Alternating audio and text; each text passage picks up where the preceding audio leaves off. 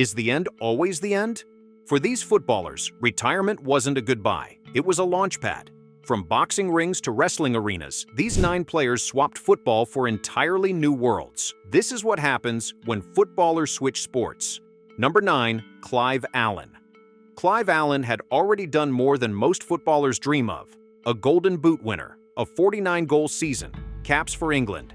But at 36, instead of calling it quits and sliding into coaching, Allen signed with a completely different kind of team, one that needed shoulder pads and helmets. He joined the London Monarchs not as a coach or honorary guest, but as a player, and not just any position. He became a place kicker, responsible for sending the ball between towering posts under immense pressure. A job that required power, poise, and precision, 3 things Allen had plenty of. His time on the field was brief, and the team didn't exactly set the league on fire. But for Allen, it wasn't about dominance. It was about proving that a striker's foot could still make noise, even in a different shape and setting. Number 8. Curtis Woodhouse. Curtis Woodhouse was a tough-tackling midfielder with grit, playing for clubs like Sheffield United and Birmingham City. But while his teammates focused on recovery sessions and matchday tactics, Woodhouse was daydreaming about something far more primal, to chase a dream most athletes wouldn't touch. He became a professional fighter, entering the brutal world of boxing with little fanfare but massive ambition. He trained like his life depended on it because, in many ways, it did. He worked his way up through small fights, suffered bruises and losses, but never backed down. Then came 2014, a title shot. Woodhouse won the British light welterweight title, silencing critics who'd mocked him forever, thinking football toughness translated to the ring. Turns out it did. Number 7. Sarah Walsh.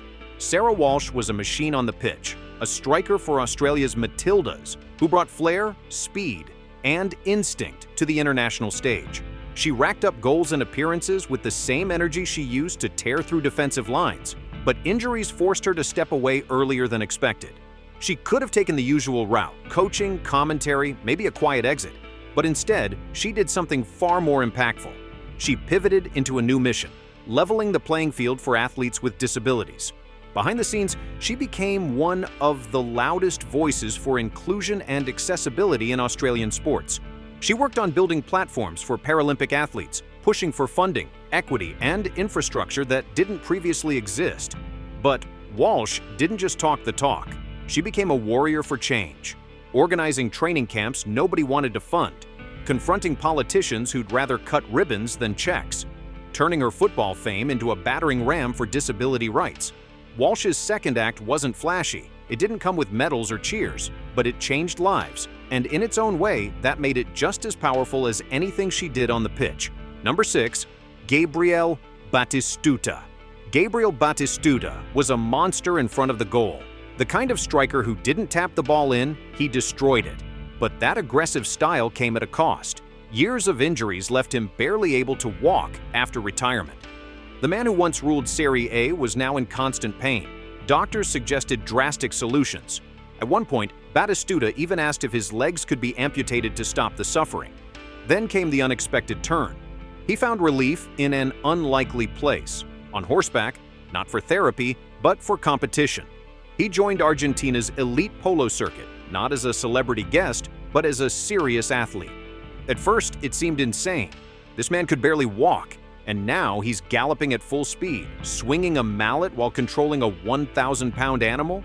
But Batistuta applied the same obsessive focus that once made him unstoppable on the pitch. He studied horses like he once studied goalkeepers. The polo field became his laboratory, the mallet became his new weapon, and slowly, miraculously, the constant pain that had haunted him began to fade. Polo didn't just save his body, it saved his spirit. Number 5. Ivan Perišić. Ivan Perišić wasn't done competing when he walked off a football pitch. Known for his work ethic and versatility, the Croatian winger played for Dortmund, Inter, and Bayern. He could dominate a match one day and then, without warning, switch environments completely. Most fans didn't notice what he was doing between seasons. He was trading boots for bare feet and taking his talents to the beach. In 2017, Perišić entered a global volleyball tournament, not as a novelty, but as a legitimate national team player. Representing Croatia, he dove, blocked, and spiked with the same intensity he showed at the World Cups. The learning curve was brutal. Beach volleyball isn't just volleyball on sand, it's an entirely different beast. The ball moves differently through the ocean air. The sand burns your feet. Every dive feels like hitting concrete. But Perišić thrived on the chaos. While other footballers posted vacation photos, he was training like a maniac in Brazilian beach camps, learning to read the wind and spike balls at speeds that would make purists weep. The competition was fierce, but Perišić wasn't chasing attention. He was chasing a challenge. He didn't retire from football. He just found another way to test himself. Number 4. Ellyse Perry. Most athletes dream of playing for their country. Ellyse Perry did it twice, and she did it before finishing high school. She debuted for Australia's national cricket and football teams at the age of 16. While her classmates worried about exams, Perry was already flying internationally, scoring goals in World Cups and taking wickets in cricket tournaments. For years, she lived a double life, balancing 2 elite careers that demanded everything. No one had ever done it quite like her. But here's what made Perry special. She wasn't just surviving this chaos, she was dominating it. A World Cup veteran in football, cricket superstar in the making. At 16, she was already living the kind of double life that would break most professional athletes. Eventually, the schedule caught up. Cricket required a full-time commitment, and Perry made the call.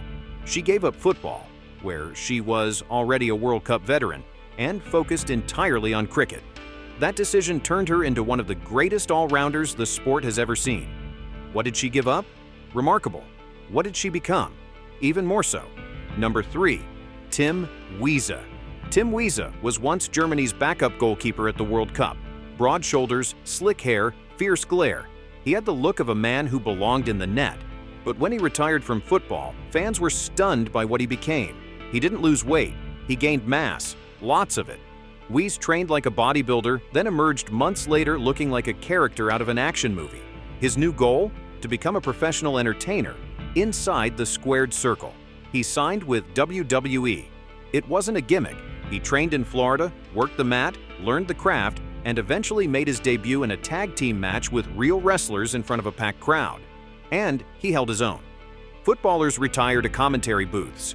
Wiese retired into chokeslams. He didn't just change sports, he changed genres. Number 2.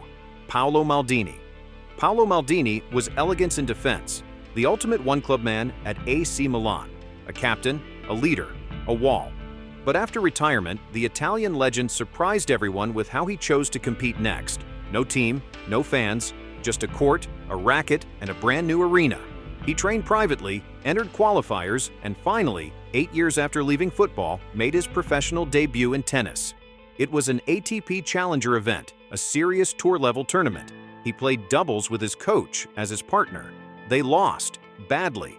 But Maldini wasn't chasing glory, he was chasing the feeling, the rush of stepping into competition, the beauty of being a beginner again.